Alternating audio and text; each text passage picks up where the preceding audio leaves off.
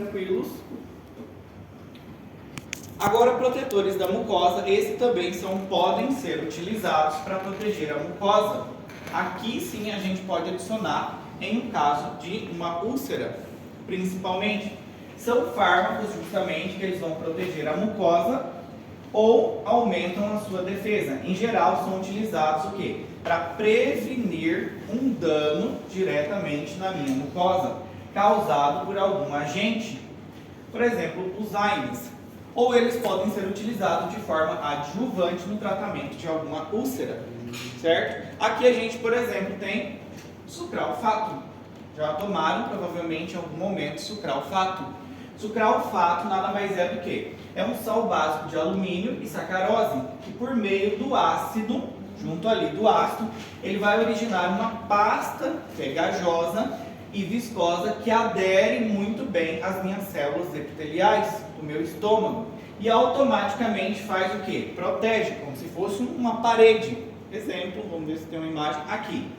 Observe que ele vai vir justamente aonde tem uma úlcera e vai formar justamente uma barreira e automaticamente formando isso não vai ter uma agressão direta do ácido.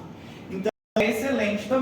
E vem normalmente agora no tratamento também para úlcera, quando é por Helicobacter pylori também, junto dos antibióticos, claritromicina, amox e o omeprazol, vem também normalmente o que? Um sucralfato também. Justamente para quê? Para auxiliar, formar diretamente aqui uma barreira. E essa barreira que ele forma aqui também auxilia no processo de estimular a secreção de prostaglandinas e bicarbonato. Então, automaticamente vai fazer o quê? Estimular mais ainda a produção do muco com bicarbonato e automaticamente o meu ácido não vai o quê?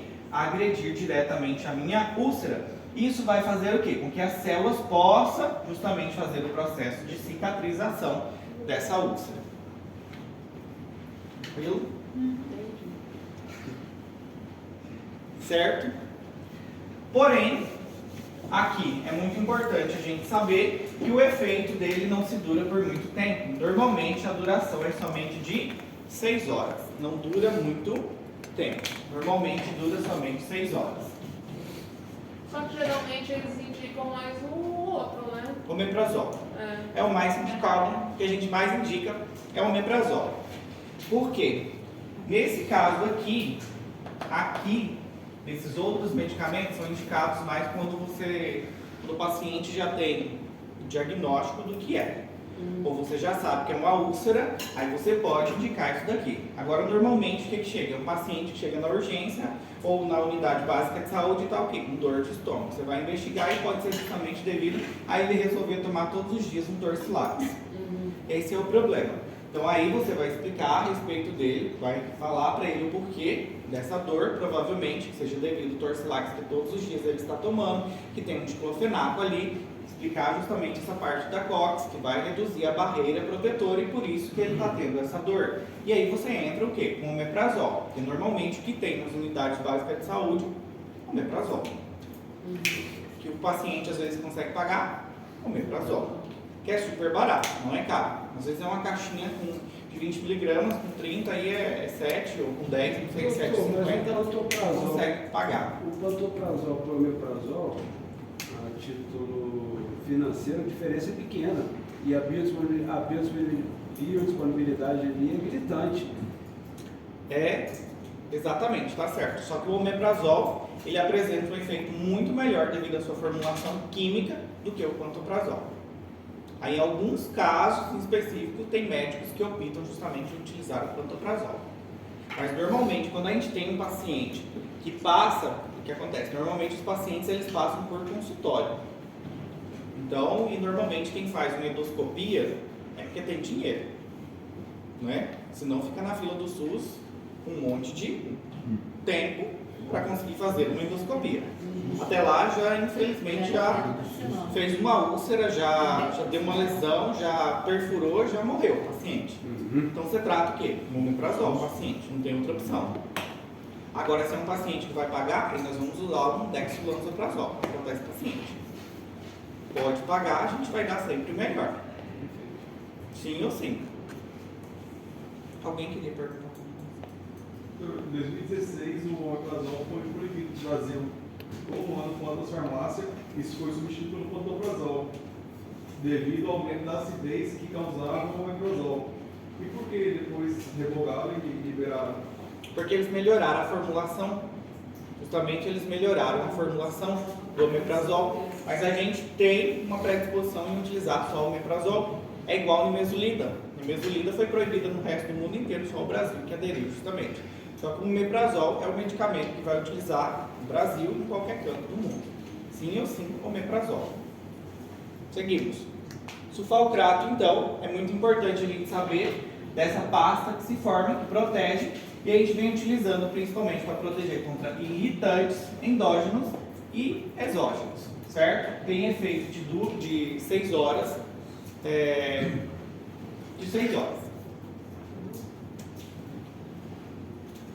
Então, normalmente o paciente vai utilizar 1 grama a cada 6 horas com o estômago o quê? Vazio. Vai tomar pela manhã também, inicialmente, certo? Efeito adverso que pode produzir estranhamento devido ao sal de alumínio nesses pacientes e não usar em pacientes que tenham insuficiência renal em tempo prolongado. Esses pacientes que apresentam insuficiência renal, é importante a gente perguntar se o paciente tem alguma afetação renal. Independente do fármaco, a gente sempre tem que perguntar se o paciente tem alguma afetação renal, algum problema renal e tomar muito cuidado com o paciente pediátrico e principalmente paciente idoso, porque a taxa de filtrado glomerular desse paciente já é muito afetada. Então, normalmente, o sucralfato ele é utilizado junto com outros fármacos.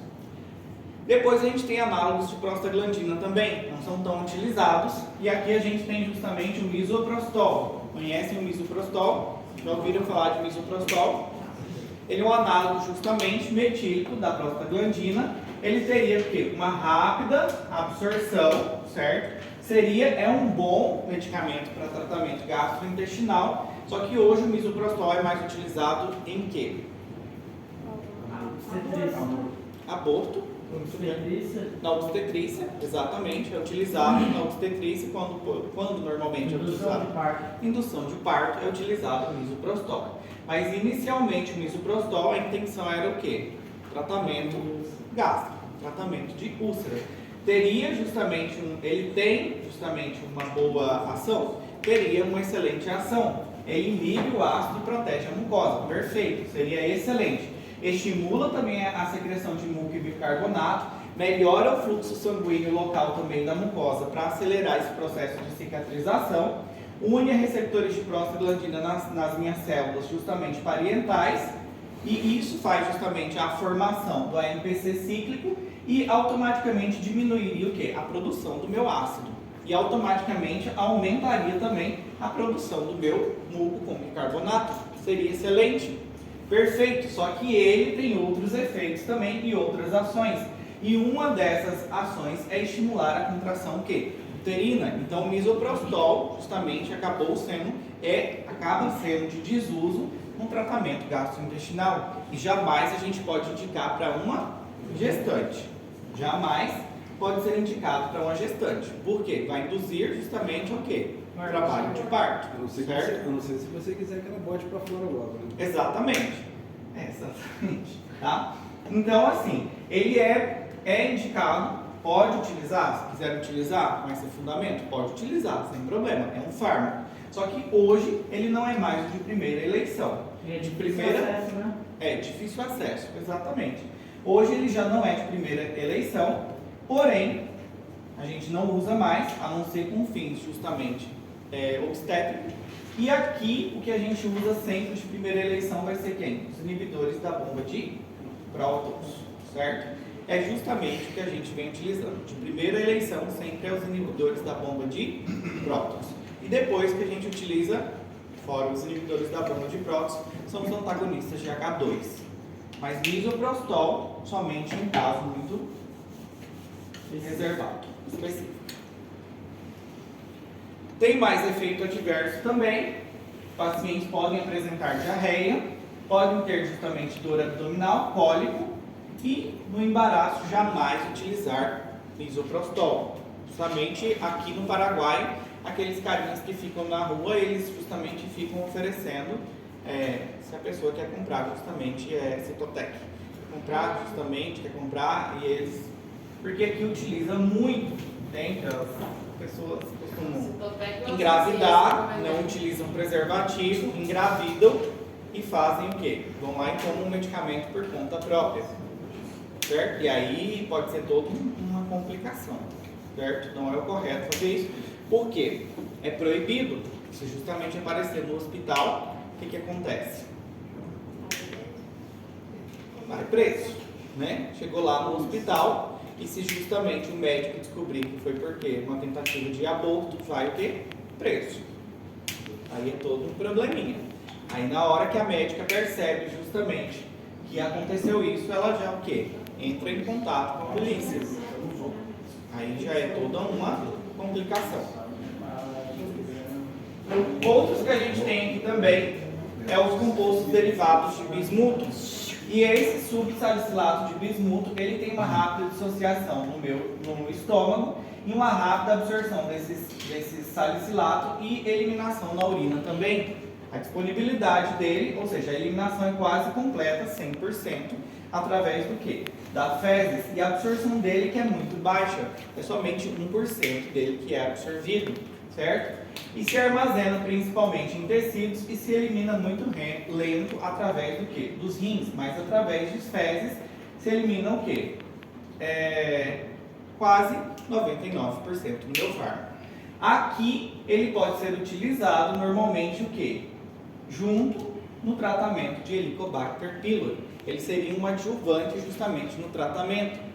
O mecanismo de ação dele não é bem conhecido ainda, não é bem esclarecido, mas se acredita justamente que o bismuto ele faça o quê? Recobre as úlceras e protege justamente contra a ação do ácido e contra também a ação de pepsina. E estimula a secreção justamente de prostaglandinas, muco e bicarbonato, fazendo justamente uma proteção.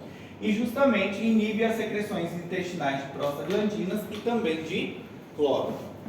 Ele pode ser utilizado no tratamento de dispepsia, certo? Má digestão, diarreia aguda também e na prevenção da diarreia do viajeiro. Por quê? Eles podem causar justamente o quê? Estranhamento, certo? E aqui é utilizado junto no tratamento justamente para Helicobacter pylori. Efeito adverso pode justamente fazer um escurecimento nas fezes devido à sua composição química, escurecimento da língua também, e não usar em períodos prolongados em pacientes que tenham insuficiência renal, certo? E ele provoca justamente um escurecimento justo dos lábios, ou seja, da língua e das fezes. Isso é importante você saber informar o seu paciente se você vai utilizar justamente esse medicamento, porque senão a língua do seu paciente começa a ficar justamente escura e ele já vai lá consultar com você. Então, se você indicar sempre o medicamento, indicou para o paciente um bismuto, avisa ele que a língua dele provavelmente vai escurecer. E as fezes também, ele não está com nenhum sangramento. Os ácidos, aqui, na realidade, quando você está um pouquinho com dor, né, de estômago, o que a gente toma? Um antiácido. E eles são o quê? Bases muito fraquinhas. Porém, ao entrarem em contato com o ácido do estômago, eles geram justamente o quê? Uma neutralização. E vai formar justamente água e sal, neutraliza. Então, a função dos antiácidos justamente é o quê? É reduzir a acidez do meu estômago, somente. E aqui a gente tem hidróxido de alumínio, hidróxido de magnésio, carbonato de alumínio, carbonato justamente de cálcio, carbonato de sódio, subsalicilato de bismuto e também outro que é malgabrato mais simeticona, que são mais utilizados. E aqui, a principal função deles é justamente neutralizar o ácido clorídrico. Essa é a função. Inicialmente está morrendo de dor. O que a gente faz? Toma um antiácido. A intenção é tentar o máximo o quê? Neutralizar. Mas só vai neutralizar. Isso não significa que a úlcerazinha que está ali está protegida, não. Vai tentar neutralizar o ácido. Então não é um medicamento que vai ajudar muito. Inicialmente a gente toma um antiácido. O que acontece? Por exemplo, a gente tem bicarbonato de sódio, carbonato de cálcio, hidróxido de magnésio e hidróxido de alumínio. Por exemplo, o bicarbonato de sódio, ele tem uma reação rápida, responde muito rápido, porque é uma base, porém, produz o quê? Dióxido de carbono, justamente o paciente pode ter uma distensão gástrica e pode arrotar muito. E, dependendo da dose, ele pode desenvolver uma alcalose metabólica também e retenção de líquido também. Já o bicarbonato de cálcio também, ele tem uma reação mais lenta, já é um pouquinho, vai responder muito mais devagar, certo? Vai também produzir dióxido de carbono, produz cloro de cálcio também. O paciente pode o quê? Arrotar muito também. Quando eles tomarem esses medicamentos, o que vai acontecer? O tempo inteiro vai estar arrotando, certo? Então, pode desenvolver também uma alcalose. Todos eles são base. Por isso que o paciente em dose muito alta pode desenvolver uma alcalose, certo? Altas doses também, combinado com lácteos, o paciente pode apresentar o quê? Se tomar muito com leite, pode apresentar uma hipercalcemia, uma vez que a gente está falando aqui de um medicamento que tem cálcio, certo? E uma alcalose metabólica também. Outro também, o hidróxido de alumínio. Esse aqui já seria um dos que melhor responderia, que é o hidróxido de alumínio, porque não produz justamente dióxido de carbono, ele não aparece, o paciente não vai apresentar uma alcalose metabólica, porém, a desvantagem dele é que ele produz o quê? Estranhamento. O paciente justamente não vai conseguir ir ao banheiro, certo? E não se deve utilizar de forma o quê? Muito prolongada. Ao contrário, a diferença do hidróxido de alumínio, estranhamento.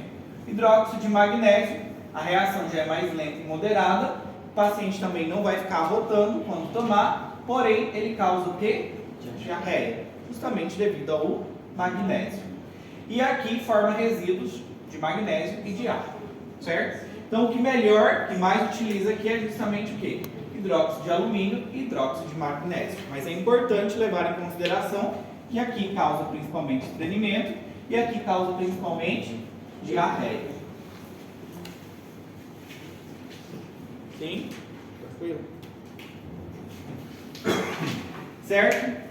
Aqui eles podem ser, a desvantagem é difícil a adaptação relacionada à posologia, certo? Interação com outros fármacos, os antiácidos, eles interagem muito fácil, então eles não são fármacos que são tão indicados para você tratar um paciente. Eles podem utilizar, você pode utilizar em uma úlcera péptica e um refluxo também esofágico, mas eles não vão ter uma resposta tão boa como um inibidor da bomba de prótons ou um antagonista de H2, jamais, porque relativamente eles vão neutralizar o ácido, tranquilo, só que não é um medicamento que vai ter o quê? Uma boa eficácia. Então, normalmente a gente só vai utilizar esses medicamentos somente quando o quê? Estiver com muita dor, aí você indica, certo? As apresentação e dosificação de cada um deles, como que vem normalmente. É isso. Alguma dúvida agora? Seguros? Ele joga 220, para na curva e pergunta.